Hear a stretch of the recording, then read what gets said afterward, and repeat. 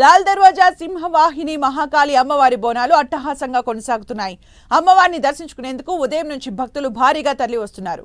అమ్మవారికి బోనం సమర్పిస్తున్నారు. డప్పు చప్పుళ్లు, పోతురాజుల విన్యాసాలు, శివసత్తుల నృత్యాలతో అమ్మవారి ఆలయాలు సందడిగా మారాయి. భక్తులు భారీగా తరలి వస్తుండటంతో ఆలయం దగ్గర ఎలాంటి అవాంఛనీయ ఘటనలు జరగకుండా పగడ్బందీగా పహారా కాస్తున్నారు పోలీసులు.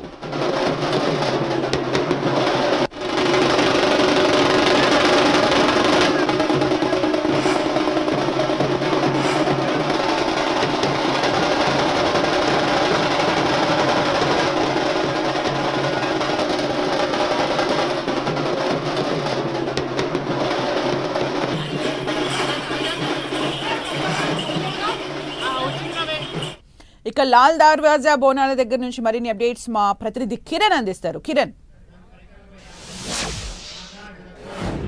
లాల్ దర్వాజా సింహవాహిని అమ్మవారి బోనాలు ఘనంగా కొనసాగుతున్నాయి. కొద్దిసేపటి క్రితమే ప్రపంచ శాంతిని కోరుతూ కూడా ప్రతి ఏడాది ఆషాఢ మాసంలో పాతబస్తి లాల్ దర్వాజా బోనాలు కొనసాగుతున్న వేళ కూడా శాంతి కళ్యాణం చేయడం ఆనవాయితీగా వస్తుంది.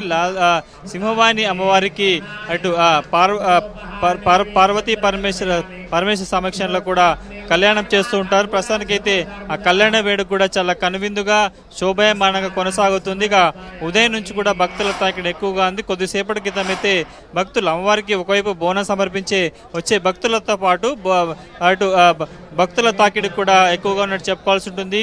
ఎందుకంటే పాత బస్తీలో మూసి వరదలు వచ్చినప్పుడు కూడా శాంతించేందుకు సింహవారి అమ్మవారికి కూడా శాంతి కళ్యాణం చేస్తారు. ఆ శాంతి కళ్యాణం బోనాలు చేరిన తర్వాత కూడా ఇటు పాత బస్తీ లాల్ దర్వాజా బోనాలు కూడా అప్పటి నుంచి జరగడం ఆనవాయితీకి వస్తుంది.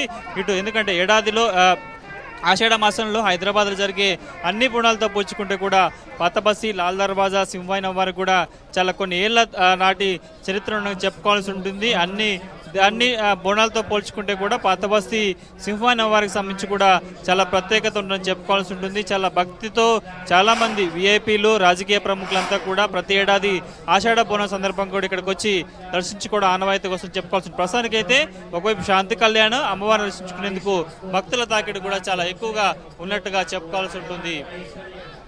Thank you Kiran for the updates.